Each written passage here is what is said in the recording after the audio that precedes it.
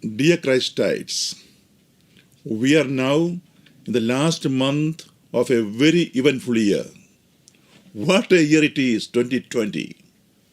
When we look back, what we see is an uneventful beginning and then a gradual snowballing of an unprecedented year that will forever remain in the annals of human history for the pandemic, the lockdown, the comorbidities, and the significant perspective shifts that humankind underwent to survive and lead a life of significance. We are still caught in the cusp of a very interesting space of two worlds, one dead and the other powerless to be born. It is as if we slept one night to wake up to a completely different world we had ever seen, values we had ever practiced, and worldviews we had ever thought of. Suddenly, Disney World lost its magic. Italy was not a desirable destination. Paris was not romantic. The USA not a power center. The Chinese wall was not a formidable fortress. Varanasi, Vatican, and Mecca became empty. In the nature versus culture debate, nature won, humans were caged, and where technology was just to assist human life, it became the life itself. It was as if our earth decided it was enough to be taken for granted and time to put a new normal in place. So, hugs and kisses become weapons to spread contagion. Not visiting elderly family members and friends become great expressions of love. Humankind is made to realize that power, money, and beauty are worthless and that cannot get us the oxygen we are actually fighting for with our precious life. It is from this space that we are ushering in the Christmas tide. It is the time of the year when we all act a little nicer, we smile a little easier, and we cheer a little more. For a few weeks out of the whole year, we become the people that we always hoped we would be. I call that a miracle. It is really a miracle because it happens every Christmas tide. Christmas is not once a year. It can happen every day, is what this year 2020 taught us. The legend of Santa Claus, the Christmas tree, the tinsel decorations, and the giving of gifts all express to us the spirit of the day we celebrate, the birth of Jesus Christ. But the true spirit of Christmas lies much deeper than these. It is found in the life of Jesus, in the principles he taught, in his atoning sacrifice.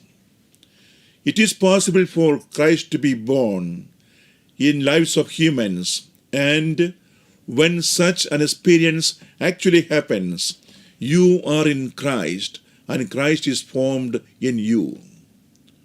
For Christ to be formed in us, we must have a belief in the values of compassion, love, and forgiveness he taught us, and importantly, to love everyone as much as we love ourselves. Did we not do that when we became conscious of our interdependence during the pandemic and maintained physical distancing, and still we do for not just our own survival, but for the survival and safety of others? We locked ourselves in our homes, yet shared our joy and compassion through social media, bringing in a collective bonding and not social distancing. We went beyond our petty differences of class, creed, race, gender, and ideologies to appreciate and acknowledge the supreme sacrifices that our health workers made to make our lives bearable. We supported the decisions our national, international leaders institutions and families made for our safety and security, we consciously followed rules and regulations for our own benefit as well as others. We willingly continued our education in the online mode, though it took away the joy of collective learning.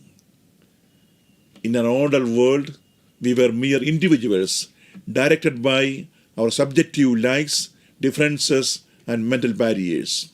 But now, we are led by a desire to sacrifice for others, to render service, and to possess a feeling of universal brotherhood.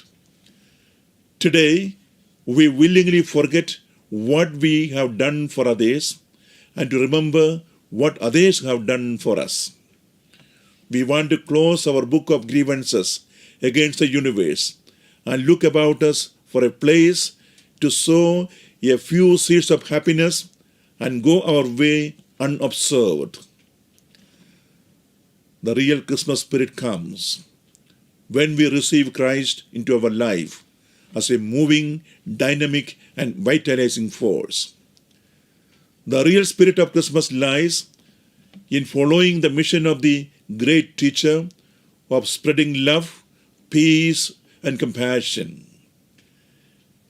In his contemplation of the Christmas season, John Wallingford, abbot of St. Albans Abbey, in the 12th century wrote, "Christmas is not a day or a season, but a condition of heart and mind." This year has proved that globally. I feel the most amazing thing about the Christmas story is its relevance. It is not a tale once told, but eternally contemporary. Almost the whole world is locked in a deadly struggle with a terrible weapon that science made, the coronavirus, and the global political, economic, and health lockdown that came with it. The positive and thoughtful engagement that we have with our community, society, and the world at large today is a reminder that there are millions of us out there constantly striving to become more mindful, compassionate, and caring, keeping alive the Christmas spirit throughout the year. As we end this year and begin the next one, let us continue working to become even better with hope and compassion. I thank each one of you for your commitment all year long. As you spend time with your families, I hope and pray that you are spending quality time with those you love, creating memories, and living your lives to the fullest.